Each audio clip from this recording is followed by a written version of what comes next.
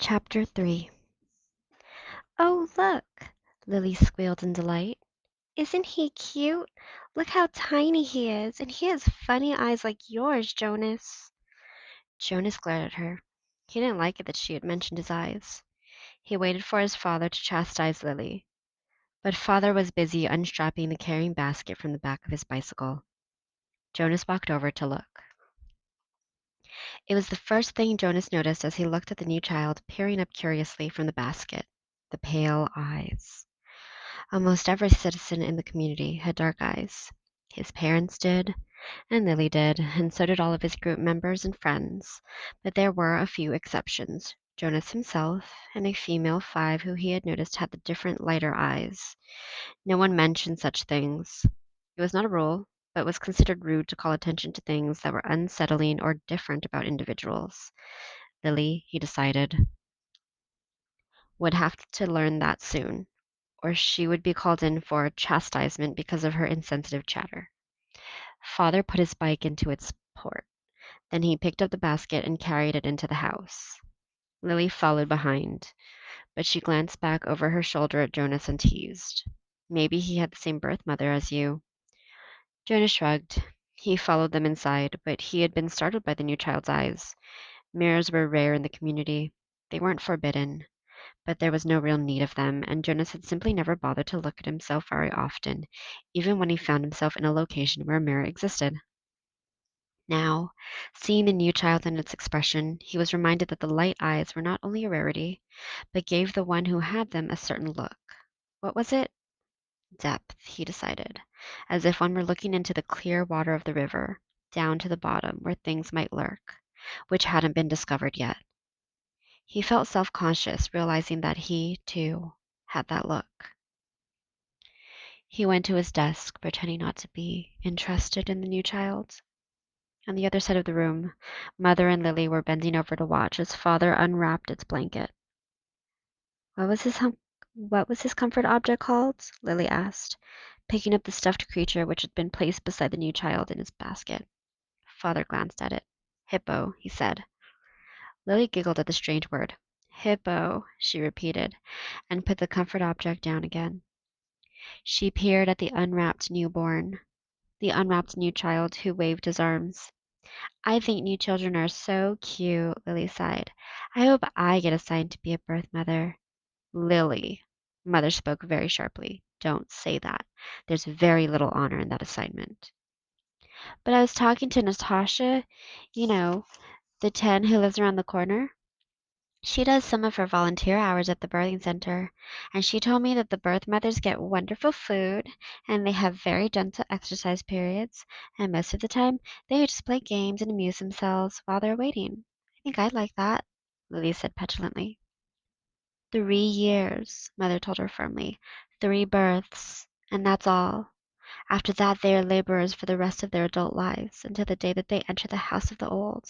Is that what you want, Lily? 3 lazy years and then hard physical labor until you're old?"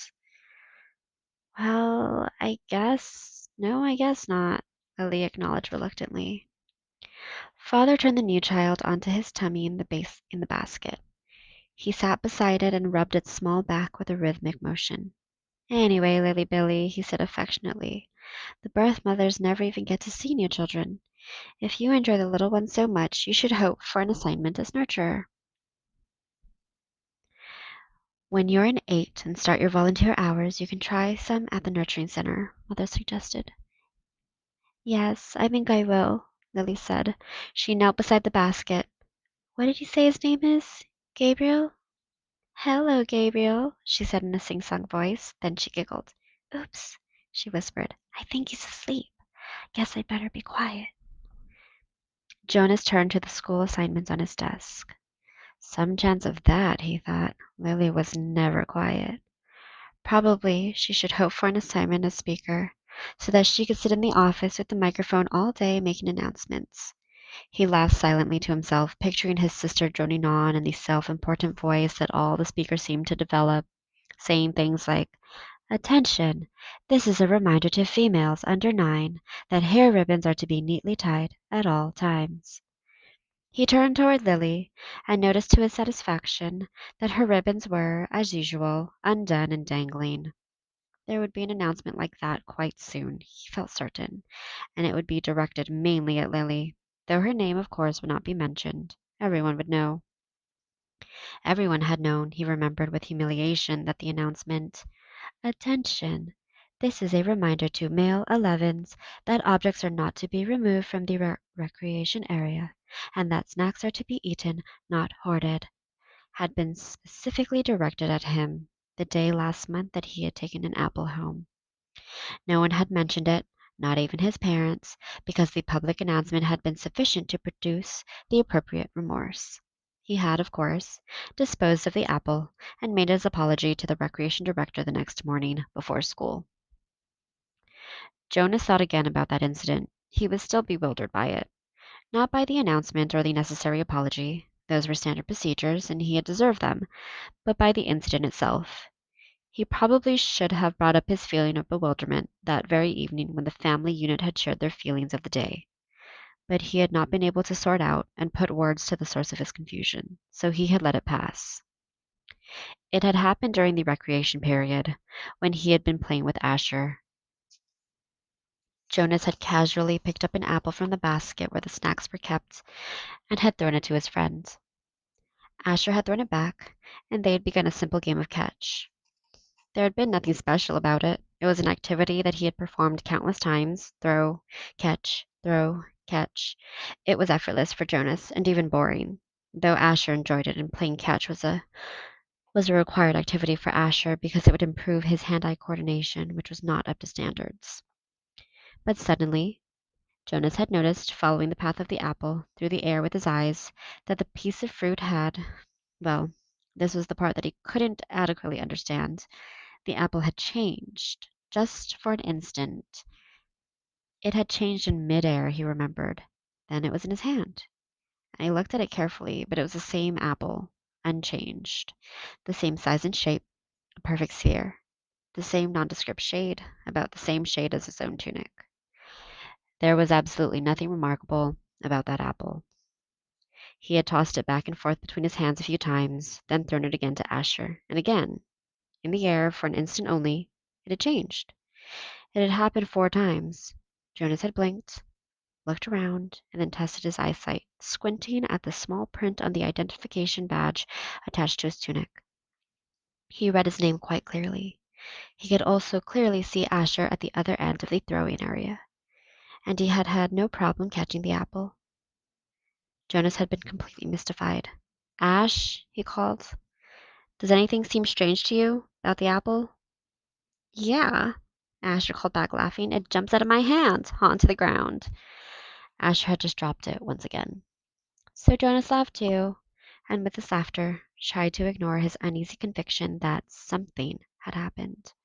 But he had taken the apple home, against the recreation area rules. That evening, before his parents and Lily arrived at the dwelling, he had held it in his hands and looked at it carefully. It was slightly bruised now, because Asher had dropped it several times, but there was nothing at all unusual about the apple. He had held a magnifying glass to it. He had tossed it several times across the room, watching, and then rolled it around and around on his desktop, waiting for the thing to happen again. But it hadn't. The only thing that happened was the announcement later that evening over the speaker. The announcement that had singled him out without using his name, that had caused both of his parents to glance meaningfully at his desk where the apple still lay. Now, sitting at his desk, staring at his schoolwork, as his family hovered over the new child in its basket, he shook his head, trying to forget the odd incident. He forced himself to arrange his papers and try to study a little before the evening meal. The new child, Gabriel, stirred and whimpered, and father spoke softly to Lily, explaining the feeding procedure as he opened the container that held the formula and equipment. The evening proceeded as all evenings did in the family unit, in the dwelling, in the community. Quiet, reflective, a time for renewal and preparation for the day to come. It was different only in the addition to it of the new child with his pale, solemn, knowing eyes.